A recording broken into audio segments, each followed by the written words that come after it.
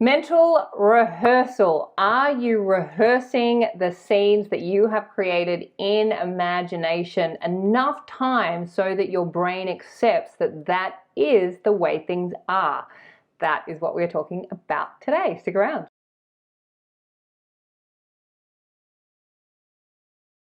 My name is Hedley Derenzie. If you, just getting comfortable, would like support stepping into the starring role of your movie, I'm available for Law of Assumption coaching to help you tell the most amazing stories you can possibly tell so that you can experience a reality that is equal to the quality of that story. I also have a free 21-day set yourself up with the ultimate self-concept course, which is the ultimate story you want to be telling. You'll find those details in the box below this video or at my website, youaretheone.com.au, because you are the one. Okay, today we are talking about mental rehearsal. What is it? How many times do you have to do it? Why do you have to do it? And what's the point of doing it? Obviously, you know that. That is to manifest what it is that you want. And the reason that I wanted to make this video is because when I'm working with my clients, what we are doing in these sessions is we are first of all understanding what the current story is, which is really important because you have to first acknowledge what is currently in reality in order to change it. You can't change what you can't name. You first have to name what you want to change. And then we are writing the new script for the new story. And then their job, and of course your job, is to rehearse that scene over and over until it replaces the current memory and it actually sends the message to the brain that yes, this is the way things are, and then that sends the command to the subconscious that that's the way things are, and then that gets projected onto the screens of our reality and we get to experience it with our 5 senses. So it is a really important part of this process. You have to be able to rehearse the memory of your future event. A memory is just a scene that is playing out over in your mind enough times for you to have that memory solidified and you'll experience it in your reality. Remember, memories are both past and future, just concepts of consciousness. They are things that we are thinking about and rehearsing. Essentially, memory is a mental rehearsal. We remember things because we rehearse them. Now, we're using memories in relation to the past. So we have an event that forms a memory, a mental image in the mind.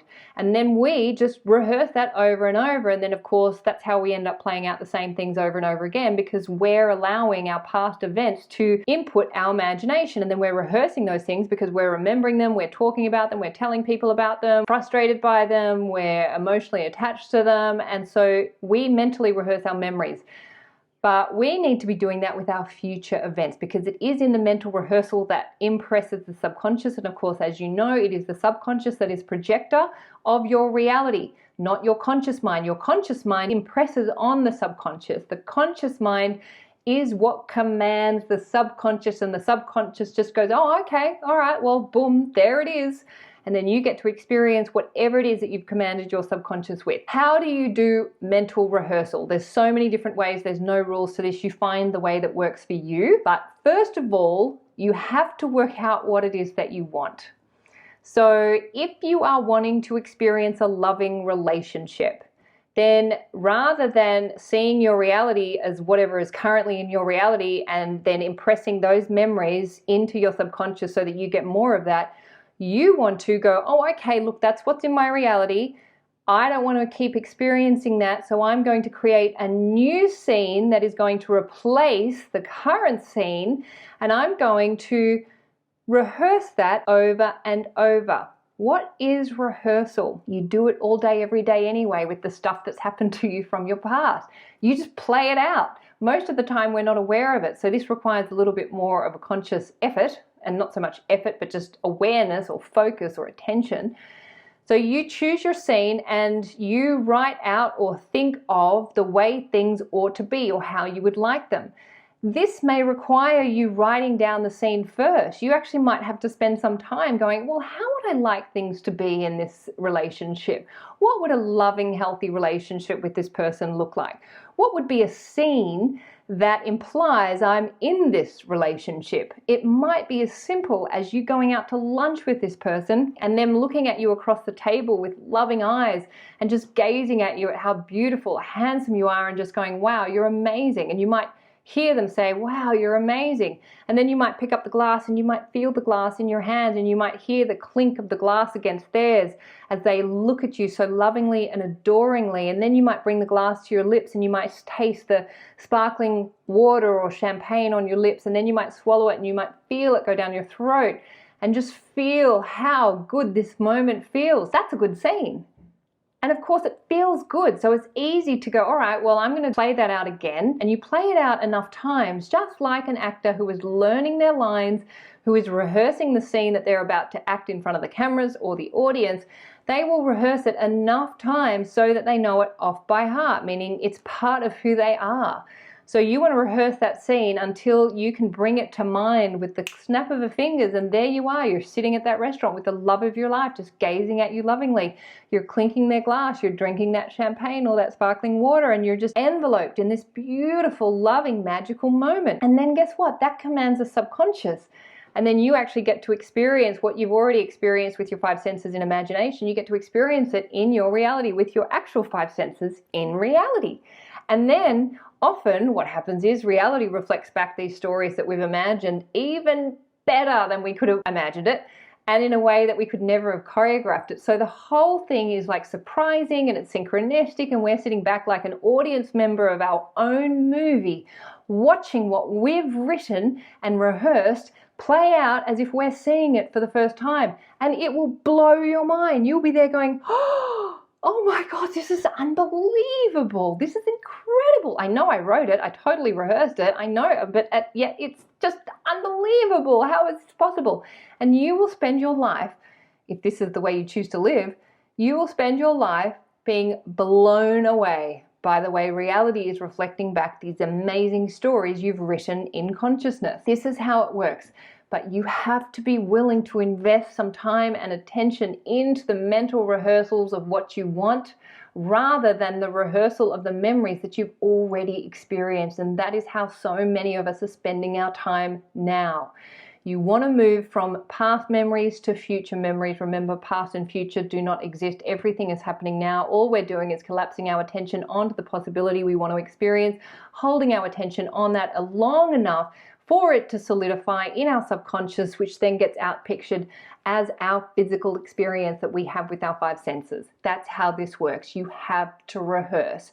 You have to be the star of your movie, and you have to rehearse the scenes that you are about to act out in your future. As I said in the last video, you don't need to understand how it works. Don't take my word for it. Don't take Neville's word for it. Don't take any teacher's word for it. Don't take any coach's word for it. Don't take anybody's word for it but your own. Your word is the word that creates your reality. So whatever you decide is true will be true for you. Whatever you decide is not true will not be true for you. You do not need to know how this works, but you do need to be able to rehearse what it is that you want to experience. And when you're rehearsing that, the key with mental rehearsal is your senses, your five senses. That is what gives your scenes the tones of reality. That's why it's so easy for you to play out the memories of the past, because you've experienced them with your five senses. We need to be as proficient with our future memories, meaning we have to be proficient with activating our senses in imagination when we're imagining our future events that we have not yet experienced in reality, so that our subconscious knows that that's the way things are. And then yes, guess what? That will be the way things are. Now, one of the questions I get a lot of is how many times you have to mentally rehearse. Again, you decide. You have to be the one to figure out how many times it takes for you to rehearse, to know your lines, to know everybody's lines, to know that this is the way things are, to convince yourself that yes, this is the way things are. Even though my current reality is not saying that, I know this is the way things are because I've rehearsed it enough times. I know that this is done and this is what I'm experiencing because I know that my consciousness is the cause of my reality. Whatever I'm doing in my consciousness has to be reflected back in time.